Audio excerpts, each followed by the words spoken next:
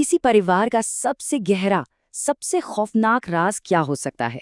आज हम बर्दवान की एक ऐसी कहानी में उतरेंगे जहां एक राज ने एक पूरे के पूरे परिवार को एक भयानक अंजाम तक पहुंचा दिया।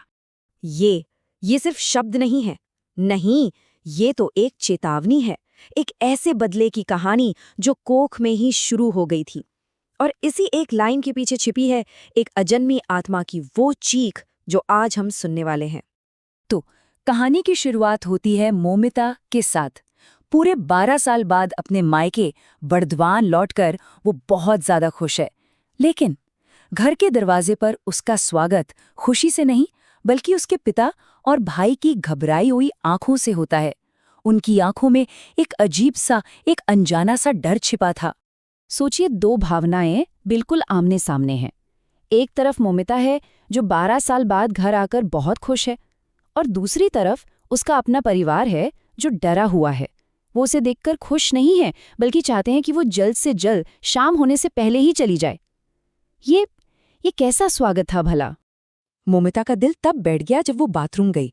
आईने में उसे एक रोती हुई गुड़िया का अक्स दिखा, और इससे पहले कि वो कुछ समझ पाती, शीशे पर भाप से एक संदेश उभरा, बुआ आ गई तुम। ये कोई मजाक नहीं था, बिल्कुल नहीं। ये उस अनदेखी ताकत से उसका पहला सामना था जिसने पूरे घर में दहशत फैला रखी थी। अब मोमिता से रहा नहीं गया। उसने जवाब मांगे, और तब उसकी भाभी, जिसकी आंखों में ना गुस्सा और बेबसी दोनों एक साथ थे, वो टूट गई। और उसने उस भयानक रात का राज खोल दिया जिसने इस घर को एक जिंदा जागता नर्क बना दिया था। और जो सच सामने आया वो किसी की भी रूह कंपा देने के लिए काफी था। मोमिता का भाई अपनी ही गर्भवती पत्नी को धोखे से शमशान ले गया। वहां एक अघोरी ने जो किया वो इंसानियत के नाम पर एक धब्बा था। पत्नी को जबरदस्ती कोई जड़ी बूटी पिलाई गई, और मकसद था गर्भ में पल रही बेटी की आत्मा को वापस भेजना, ताकि अगली बार बेटा पैदा हो। ये एक हत्या थी जिसे एक अनुष्ठान का नाम दे दिया गया। तो यहाँ सबसे ज्यादा डराने वाली बात जानते हैं क्या है? कि परिवार अपने इस घिनौने काम को सही ठहरा रहा था। उसके भाई के ये शब्द, ये उनकी बीमार मानसिकता को दिखाते हैं। वो इसे हत्या मान ही नहीं रहे थे, बल्कि एक तरह का सुधार मान रहे थे। और इसी सोच ने उनके पाप को और भी भयानक बना दिया। क्या इससे बड़ा कोई अंधविश्वास हो सकता है? उन्हें लगा चलो प्रॉब्लम सॉल्व हो गई, लेकिन असल में उन्होंने अपनी समस्या का हल नहीं, बल्कि एक कभी न खत्म होने वाले श्राप को दावत दे दी थी। वो अजन्मी आत्मा कहीं गई नहीं थी, नहीं, वो तो बस बदला लेने के लिए लौट आई थी। इसके बाद घर पर कहर बरसना शुरू हो गया। वो आत्मा कभी खूनी आंसू बहाती गुड़िया के रूप में दिखती, तो कभी भाई के कानों में ऐसी भयानक चीखें गूंजती कि उसने गाड़ी से अपना कंट्रोल खो दिया और उसका एक भयानक एक्सीडेंट हो गया। माँ को हर पल एक बच्चे के रोने की आवाज़ें सुनाई देती। इन आवाज़ों ने उन्हें लगभग पागल ही कर दिया था। और फिर हुआ सबसे बुरा। घर की पहली बेटी मोमिता की भतीजे की बहुत ही रहस्यमय हालात में मौत हो गई।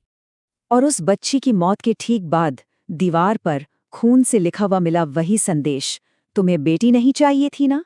अब इस घर में कोई बेटी नहीं रहेगी। अब परिवार के लिए सब कुछ आईने की तरह साफ था। ये बदला था, और उसका मकसद था इस घर से हर बेटी का नामो निशान मिटा देना। और बस इसीलिए परिवार मोमिता को घर से वापस भेजना चाहता था। उन्हें पता था कि उस आत्मा को ये मालूम चल चुका है कि घर में एक और बेटी आ गई है। मोमिता की जान अब सीधे सीधे खतरे में थी। और फिर ठीक वही हुआ जिसका सबको डर था। भाभी अचानक जोर जोर से कांपने लगी, और देखते ही देखते उस आत्मा ने उसके शरीर पर कब्जा कर लिया। उसकी आंखें एकदम खून की तरह लाल हो गईं, और उसके मुंह से जो आवाज निकली वो इंसानी थी ही नहीं।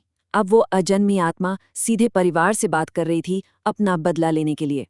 इसके बाद जो हुआ वो सब कुछ इतनी तेजी से हुआ कि किसी को संभलने का मौका तक नहीं मिला। एक अनदेखी ताकत ने मोमिता पर हमला किया, उसे जमीन पर पटकना शुरू कर दिया। अपनी बहन को यूं मरता देख और शायद अपने ही गुनाह के बोझ तले दबकर वो भाई चीख पड़ा, ये सब मेरी गलती है, और वहीं रखे चाकू से अपनी जान ले ली। इस भगदौड़ और चीख पुकार के बीच मोमिता भी उन घावों से बच नहीं पाई। और ये था उस आत्मा का आखिरी इंसाफ। भाभी के शरीर से उसने अपनी सास से कहा, तुमने मेरी कोख उजाड़ी थी, देखो भगवान ने तुम्हारी कोख भी उजाड़ दी। ये जैसे कुदरत का इंसाफ था, एक भयानक याद कि कर्म का फल यहीं भुगतना पड़ता है। कहते हैं उस अजन्मी आत्मा को अपने भाई बहन की मौत से शांति मिल गई और उसका साया उस घर से हमेशा के लिए चला गया। लेकिन उस घर की इस तबाही ने एक और रूह को जन्म दे दिया था।